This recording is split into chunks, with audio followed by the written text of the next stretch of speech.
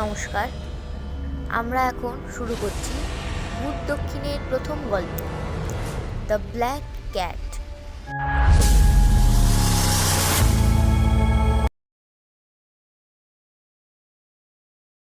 ছেলেবেলা থেকেই সে পশু পাখি খুব ভালোবাসে। তার স্বভাবও ছিল শান্ত। জন্তু জানোয়ার পুষতে ভীষণ ভালোবাসত।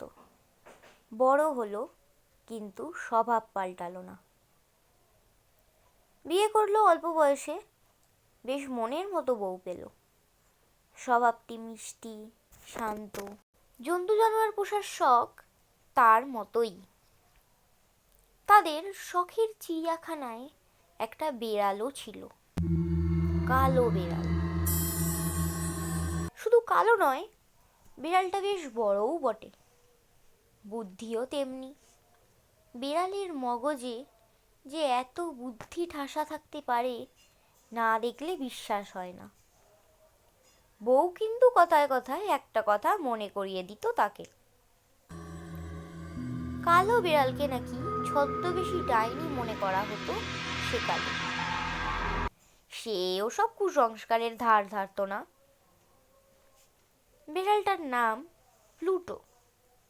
অষ্টপ্রহর তার সঙ্গেই থাকতো। পায়ে পায়ে ঘুরতো, তার হাতে খেত, তার কাছে ঘুমোতো। প্লুটোকে ছাড়া তারও একটা দিনও চলতো না। বেশ কয়েক বছর প্লুটোর সঙ্গে মাখামাখির পর তার চরিত্রের অদ্ভুত একটা পরিবর্তন দেখা গেল। ছিল ধীর, শান্ত, হয়ে উঠল অস্থির, অসহিষ্ণু, খিটখিটে। মেজাজ এমন তিরিক্ষি হয়ে উঠল লোকটার যে বউকে ধরেও মারধর শুরু করলো। প্লুটোকেও বাদ দিল না। একদিন রাতে মদ খেয়ে বাড়ি এসে দেখে প্লুটো আমাকে এড়িয়ে যেতে চাইছে কেন? আর যায় কোথা। মাথায় রক্ত উঠে গেল তার। খপ করে চেপে ধরল। ফ্যাস করে বিড়ালটা কামড়ে দিল তার হাতে। সে রাগে অন্ধ হয়ে গেল। পকেট থেকে ছুরি বার করে দুটো টুটি ধরলো এক হাতে, আর এক হাতে ধীরে সুস্থে উপড়ে আনলো একটা চোখ।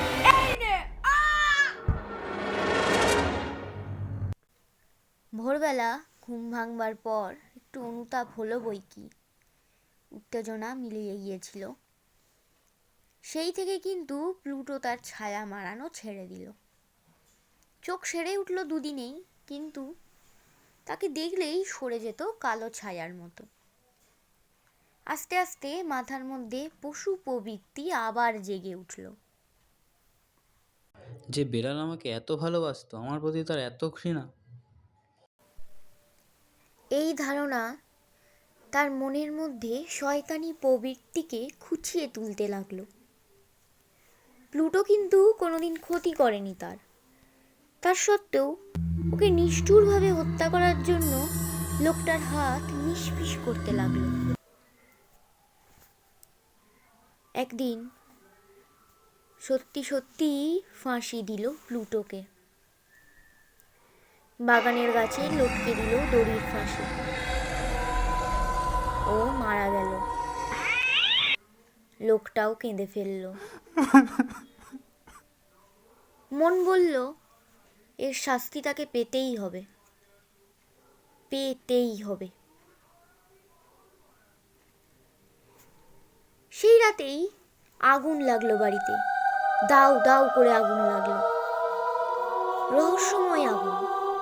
জ্বলন্ত মশারি থেকে বউকে নিয়ে বেরিয়ে এসে দেখলো পুড়ছে সারা বাড়ি। দেখতে দেখতে পুড়ে ছাই হয়ে গেল গোটা বাড়ি। খাড়া রইল শুধু একতলার একটা দেয়াল। পাড়ার সবাই অবাক হয়ে গেল সাদা দেয়ালের ওপর একটা কালো ছাপ দেখে। ঠিক যেন একটা কালো বেড়াল, গলায় দড়ির ফাঁস। এক রাতেই ফকির হয়ে গেল লোকটা। কালো বেড়ালের স্মৃতি ভোলার জন্য আবার একটা বেড়ালের খোঁজে ঘুরতে লাগলো সমাজের নিচু তলায়। একটা মদের আড্ডায় দেখতে পেল অমনি একটা বিড়াল বসেছিল পিপের ওপর, অথচ একটু আগেও জায়গাটা শূন্য ছিল। অবিকল প্লুটোর মতোই বড়, মিশমিশে কালো, শুধু বুক ছাড়া, সেখানটা ধবধবে সাদা।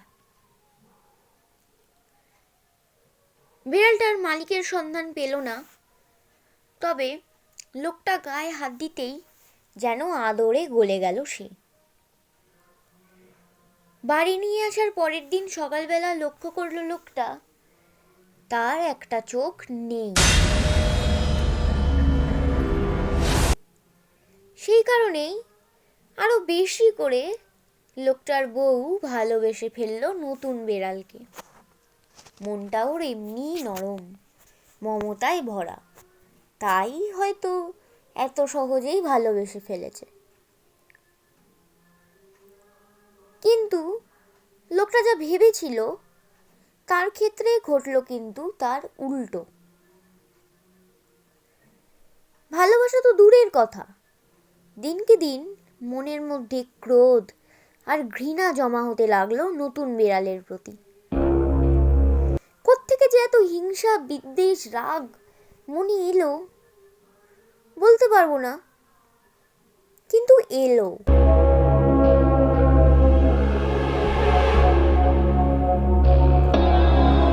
বিড়ালটার আধিক্যেপনাও বাড়তে লাগলো তালে তাল মিলিয়ে। যতই লোকটার মাথায় খুন চাপতে লাগলো,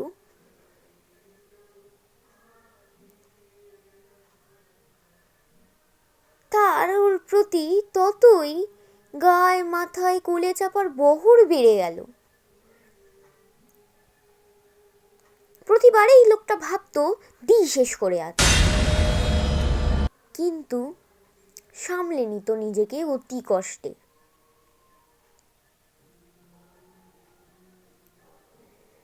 বউ কিন্তু একটা জিনিসের প্রতি বারবার দৃষ্টি আকর্ষণ করত লোকটার, তা হলো কালো বিড়ালের সাদা বুক। প্লুটোর সঙ্গে তফাৎ শুধু ওই জায়গায়, সাদা ছোপটা দেখতে অবিকল ফাঁসির দড়ির মতো।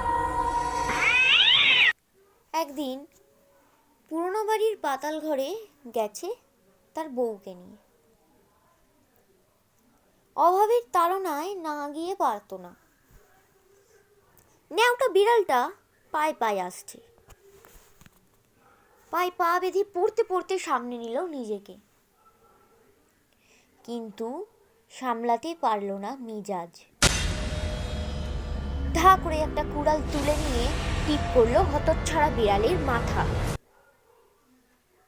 কিন্তু দুর্ভাগ্যবশত বাধা দিল তার বউ।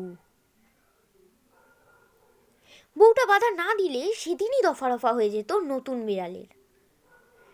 কিন্তু সমস্ত রাগ গিয়ে পড়ল বউয়ের ওপর, অমানা গেল স্ত্রী। সমস্যা হলো লাশটা নিয়ে। লোকটা অনেক ভেবে চিনতে দেয়ালের মধ্যে রক্ত মাখা